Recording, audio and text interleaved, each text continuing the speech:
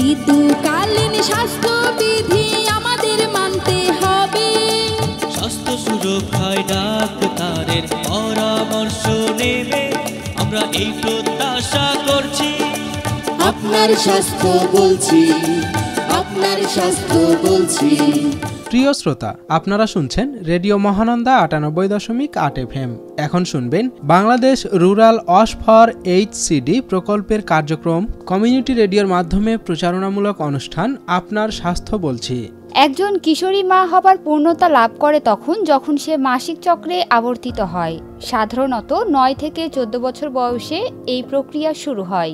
আপনি জানেন কি, বাংলাদেশে প্রায় ৫,৪০,০০,০০০ নারীর পিরিয়ড হয় এবং তাদের মধ্যে একটি বিপুল সংখ্যক মেয়েরা হলেন শিক্ষা প্রতিষ্ঠানগামী।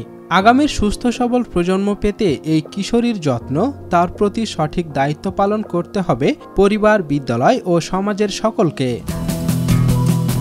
শ্রোতা, আজ শুনবেন অনুষ্ঠানটির ১০ম পর্ব। আমরা আজকে শুনব মাসিক বা ঋতুকালীন স্বাস্থ্যবিধি ব্যবস্থাপনা বিষয় নিয়ে একটি প্রতিবেদন, পরামর্শ, গান ও সতর্কতামূলক কিছু কথা। আর আপনাদের সাথে পুরো অনুষ্ঠান জুড়ে থাকবো আমি ঋতিকা ও আমি অভি। বন্ধুরা, প্রথমেই থাকছে মাসিক বা ঋতুকালীন স্বাস্থ্যবিধি ব্যবস্থাপনা বিষয়ক একটি প্রতিবেদন। নারীদের জন্য পিরিয়ড একটি অনিবার্য সত্য। মেয়েরা খুব কোমল হৃদয়ে সচেতনতার সঙ্গে শব্দটি উচ্চারণ করেন, কিন্তু এখনো অনেক পুরুষের কাছে এটা একটা নোংরা নিষিদ্ধ শব্দ। এখনো কণ্ঠ নামিয়ে অন্যদিকে চোখ ফিরিয়ে দোকানদারের কাছে প্যাড চাইতে হয়। মেয়েরা ওই কয়টা দিন এখনো লোকচক্ষুর আড়ালে কাটাতে পারলেই সবচেয়ে স্বস্তি পান, কিন্তু তা তো আর সবসময় সম্ভব হয় না। বিশেষ করে এখন স্কুল, কলেজ, অফিস সর্বত্র মেয়েদের অবাধ যাতায়াত এবং মাসের ওই ৪-৫টি দিনেও তার ব্যাঘাত ঘটে না। মাসিক কি, এ বিষয়ে তারা কিভাবে জেনেছে বা অনুশীলন শিখেছে? মাধ্যমিক বিদ্যালয়গামী কয়েকজন কিশোরীর সাথে কথা হলে তারা জানায়, আমার যখন প্রথম মাসিক হয় তখন আমি খুব ভয় পেয়েছিলাম। তখন আমার মাকে বললাম, তো আমার মা বলছে এটা প্রতি মাসে হয় মেয়েদের। আর তখন আমার মা আমাকে বললো যে তুমি কাপড় ব্যবহার করো, ঘরে কাপড় রাখা আছে, তুমি পরিষ্কার করো, তারপরে ওই কাপড়টা ব্যবহার করো। তো আমি নিলাম, কয়েক বছর আমি ওটা নিচ্ছিলাম। তারপরে আমার বোন ব্যবহার করতো প্যাড, তো ওর কাছ থেকে আমার বোন বললো যে এটা ব্যবহার করো তুমি। তো তখন থেকে আমি প্যাড ব্যবহার করি। কাপড় শুকাতো না, লুকোনো জায়গায়, কেউ যেন দেখতে না পাই, শরম করতাম। কাপড় বারবার ব্যবহার করবে, বারবার পরিষ্কার করতে হবে, তখন বিরক্ত হবি। আমি জানতাম না যে অতিরিক্ত পেট ব্যথা করছে, তো বলছে আমার বোনকে, বলছি কি যেন হয়েছে, আমার পেট ব্যথা করছে। সে জামাতে লেগে গেছিল লাল দাগ দিয়ে, বলেছিল যে ও তোমার তো মাসিক হয়েছে, আর বা প্রতি মাসে হয়, বা প্রতি মাসে একটু আগে হয় বা পরে হয়। আমার আম্মুকে বলছে যে মাসিক হয়েছে, তো বোনকে কিছু কাজ করতে বলো না, ভারী কাজও, ওকে বিশ্রাম নিতে হবে। মাসিক হওয়ার আগে আমার বান্ধবীরা আমাকে বলেছিল যে এরকম হয়, আমার অনেক আমি তো জানতাম এই ব্যাপারে যে এইভাবে কাপড় ব্যবহার করতে হয়। তো বাড়িতে তো প্যাড নাই, তো আমি কাপড়ই ব্যবহার করেছিলাম। এখন প্যাড কিনে প্যাডই ব্যবহার করি। কাপড় ব্যবহার করলে মেয়েরা তো একটু বেশি লজ্জা পায়। এই যে কাপড় যখন ব্যবহার করে, কাপড় ধরেন মানুষের সামনে মেলতেও লজ্জা করে যে এখানে মেললে মানুষে দেখবে। ওরকম জায়গাতে যদি কাপড় মেলা হয় তো শুকায়ও না। ভিজা কাপড় যদি আবার ইউজ করা হয় তাহলে তো ইনফেকশন হয়ে যাবে না। প্রতি মাসে জরায়ু থেকে যোনিপথে যে রক্ত নিঃসরণ হয় তাকে মাসিক বলে। প্রতি ২৪ থেকে ৩২ দিন অর্থাৎ গড়ে ২৮ দিন পর পর মাসিক হয়ে থাকে। মাসিক বা ঋতুস্রাবের সময় কোমর, পেট ব্যথা হতে পারে। মাসিক চলাকালীন সময় দুর্বল লাগা, বমি বমি ভাব, ক্লান্ত বোধ করা এবং কাজে অনীহা ভাব আসতে পারে, যা স্বাভাবিক। আমাদের সমাজে মাসিক নিয়ে নানা রকম ভ্রান্ত ধারণা রয়েছে। খাবারের ক্ষেত্রেও অনেকেই এখনো নানা কুসংস্কার পালন করেন। এমন সব প্রচলিত কুসংস্কারের ফলে এ সময় কিশোরীরা বা নারীরা পুষ্টিকর খাবার খাওয়া থেকে বঞ্চিত থাকে। এই সময়ে কিশোরী ও নারীদের প্রতি আমাদের সহযোগিতা ও মনোভাব, সহনশীলতা কেমন হওয়া প্রয়োজন, এ বিষয়ে বলছিলেন প্রয়াস হাসপাতালের মেডিকেল অ্যাসিস্ট্যান্ট রুহুল আমিন। সাধারণত এই বয়সন্ধিকাল ১০ থেকে যে ১৪ বছর বয়স শুরু হলে এখান থেকেই শুরু হয়। প্রতি মাসেই রক্তস্রাবের বিষয়টা আসে, এইটাকেই আমরা মাসিক হিসাবে বলে থাকি। এই সময়ে অবশ্যই স্বাস্থ্যবিধি চর্চা এবং পুষ্টিকর খাদ্য প্রয়োজন, কেননা দেখেছি যেহেতু মাসিক যে দূষিত পদার্থ এবং সেগুলোতে অনেক জার্ম থাকে, সেই জন্য আপনার স্বাস্থ্যবিধির চর্চা প্রয়োজন। সেই ক্ষেত্রে পার্সোনাল হাইজিন বলে কথা আছে, যে ব্যক্তিগত পরিষ্কার পরিষ্কার পরিচ্ছন্নতা প্রয়োজন আছে। এই ক্ষেত্রে আমাদের গ্রাম অঞ্চল থেকে যদি আমরা চিন্তা করি, অনেকে দেখেছে মায়েরা বা তার বাচ্চাদের অর্থনৈতিক প্রেক্ষাপট থেকে যদি চিন্তা করি, তাহলে কাপড় ব্যবহার করে, কাপড়টা যাতে পরিষ্কার করে, ব্যবহার করার পূর্বে ভালোভাবে সাবান বা হুইল দিয়ে ভালো পরিষ্কার করবে এবং ডেটল বা স্যাভলন মিশ্রিত পানি দিয়ে ভিজিয়ে শুকিয়ে নেবে। শুকিয়ে নেওয়ার পরে আবার সেটা ইউজ করবে। আর ফিনান্সিয়াল জায়গা থেকে যদি সচ্ছলতা থাকে, সেই জায়গা থেকে অবশ্যই এখন অত্যাধুনিক পদ্ধতি রয়েছে, স্যানিটারি ন্যাপকিন ব্যবহার করতে হবে। তাহলে দেখেছি যে আমার এই স্বাস্থ্যবিধির এইটা সবচেয়ে মূল পয়েন্ট। মাসিক হলে সাধারণত ব্লিডিং এর একটা বিষয় থাকে, এক্ষেত্রে ব্লিডিং হয়। ব্লিডিং হলে আমরা জানি যে হেমোগ্লোবিনের উপস্থিতিতে রক্ত তৈরি হয়, আর ব্লিডিং এর সময় সাধারণত আপনার এই হেমোগ্লোবিনের ঘাটতি হয়। আর হেমোগ্লোবিনের ঘাটতি হওয়া মানে রক্তের পরিমাণ কম হয়ে যাওয়া, এই বিষয়টা থাকে। এই জন্য দেখেছে আলটিমেটলি মেয়েদের রক্ত স্বল্পতার একটা দিক থাকে।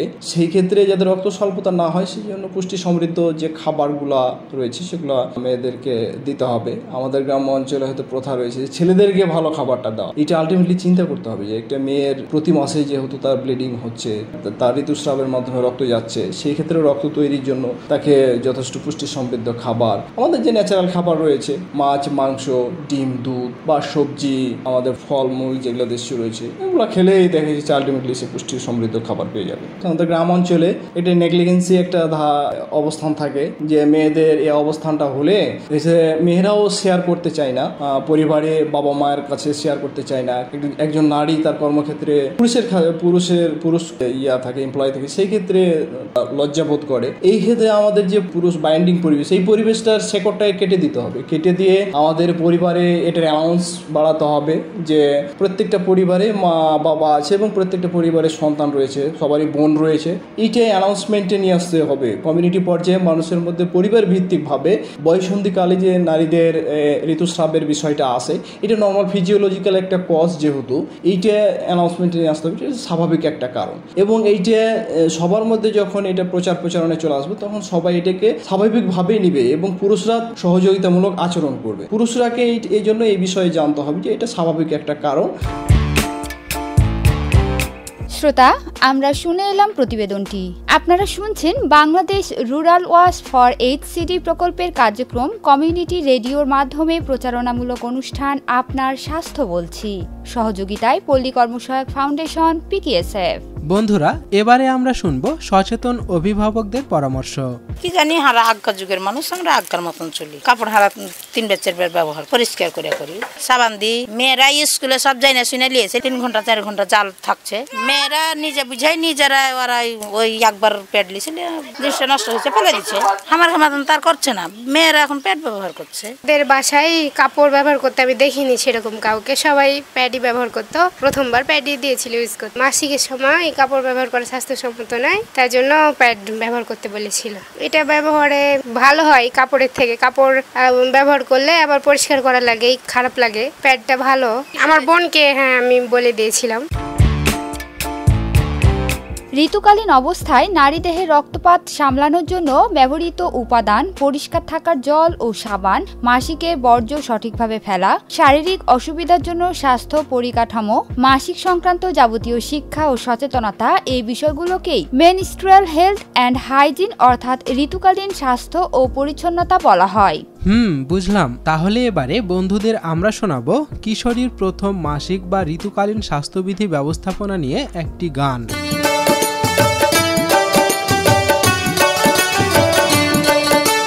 মাসিক কিংবা ঋতুস্রাব একটি স্বাভাবিক প্রক্রিয়ার প্রকৃতির নিয়ম।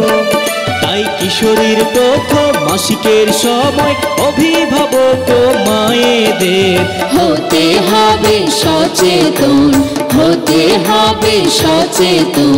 কিশোরীর প্রথম মাসিক শুরু হয় 9 থেকে 12 বছর বয়সে, চলতে থাকে তা 45 থেকে 55 বছর নিয়মে। গড়ে 28 দিন পর শুরু হয় মাসিকের দিন। স্থায়ী হতে পারে 3 থেকে 7 অথবা 10 দিন। তাই কিশোরীর প্রথম মাসিকের সময় অভিভাবক ও মায়েদের হতে হবে সচেতন, হতে হবে সচেতন। কিশোরীর মাসিক চলাকালীন সময় বা আগে শরীর দুর্বল, অরুচি, বমি ভাব, তলপেট ব্যথা হতে পারে, বিষণ্ণতা আসতে পারে স্বাভাবিক ভাবে। লজ্জা নয়, জানতে হবে ঋতুকালীন সময়ে, তাই কিশোরীর প্রথম মাসিকের সময় অভিভাবক ও মায়েদের হতে হবে সচেতন, হতে হবে সচেতন। লাউ শাক, কচু শাক, শিমের বিচি, পালং শাক, ডিম, কলিজা, লাল শাক, ছোট মাছ, মুরগির মাংস খাও। পরিষ্কার পরিচ্ছন্ন থাকতে হবে সব সময় প্রতিদিন। অস্বাভাবিক কিছু হলে ডাক্তারের পরামর্শ নিন, তাই কিশোরীর প্রথম মাসিকের সময় অভিভাবক ও মায়েদের হতে হবে সচেতন, হতে হবে সচেতন, হতে হবে সচেতন, হতে হবে সচেতন। এতক্ষণ শুনলেন মাসিক বা ঋতুকালীন স্বাস্থ্যবিধি ব্যবস্থাপনা নিয়ে একটি গান। মাসিক চলাকালীন অস্বাস্থ্যকর চর্চা এবং অপুষ্টিজনিত কারণে নানা সমস্যার দেখা দিতে পারে।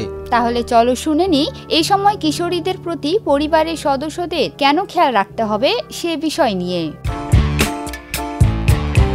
মাসিকের রাস্তায় চুলকানি বা জ্বালাপোড়া, কারো তলপেটে প্রচণ্ড ব্যথা হয়, কখনো শরীর দুর্বল লাগতে পারে, কর্মক্ষমতা হ্রাস পায়, পায়ে ব্যথা হয়, চর্মরোগ, খাবারে অরুচি হয়। এছাড়াও আরও কিছু সমস্যা যেমন হঠাৎ মাসিক বন্ধ হওয়া, অনিয়মিত মাসিক, অতিরিক্ত রক্তপাত ইত্যাদি সমস্যা দেখা দিলে বাড়ির অন্য সদস্যদের সাথে বা প্রয়োজনে নিকটস্থ স্বাস্থ্যকেন্দ্রে যোগাযোগ করা যেতে পারে। মাসিকের সময় যে ধরনের পরিষ্কার পরিচ্ছন্নতা পালন করা প্রয়োজন, মাসিকের সময় স্যানিটারি ন্যাপকিন বা পরিষ্কার কাপড় ব্যবহার করতে হবে। অনেকে পরিষ্কার সুতি কাপড় ব্যবহার করেন। ন্যাপকিন বা কাপড় 3 থেকে 4 ঘন্টা পর পর বদলাতে হবে। স্যানিটারি ন্যাপকিন বা কাপড় বদলাবার আগে ও পরে সাবান দিয়ে হাত ধুয়ে নিতে হবে। এ সময় ব্যবহৃত কাপড় ধোয়ার পর তা খোলামেলা স্থানে বা কড়া রোদে শুকাতে হবে। পরবর্তী সময়ে ব্যবহারের জন্য কাপড় প্যাকেটে ভরে শুকনা ও পরিষ্কার জায়গায় তুলে রাখতে হবে।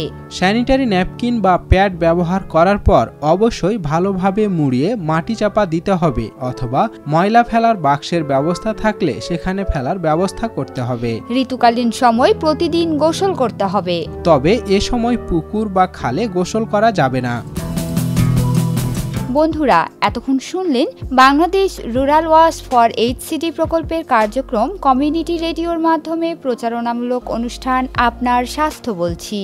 আপনাদের সাথে ছিলাম আমি ঋতিকা ও আমি অভি। বন্ধুরা, আমরা কিন্তু অনুষ্ঠানের শেষ পর্যায়ে চলে এসেছি। জানিয়ে দেব এই অনুষ্ঠানটির প্রযোজনা ও কারিগরি সম্পাদনায় সোনিয়াশীল, গীত রচনায় শরীফুল ইসলাম, সার্বিক তত্ত্বাবধানে আলিয়া ফেরদৌস। কথা হবে আগামী পর্বে। আপনার স্বাস্থ্য বলছি, আপনার স্বাস্থ্য বলছি। ঋতুকালীন স্বাস্থ্যবিধি আমাদের মানতে হবে। স্বাস্থ্য সুরক্ষায় ডাক্তারের পরামর্শ নেবে আমরা এই প্রত্যাশা করছি। আপনার স্বাস্থ্য বলছি, আপনার স্বাস্থ্য বলছি, আপনার স্বাস্থ্য বলছি, আপনার স্বাস্থ্য বলছি। শোনেন সবাই দিয়া মন, স্বাস্থ্য সুরক্ষায় নিরাপদ পানি প্রয়োজন। টিউবওয়েল আর বৃষ্টির পানি হতে নিরাপদ থাকছি, আমরা নিরাপদ থাকছি।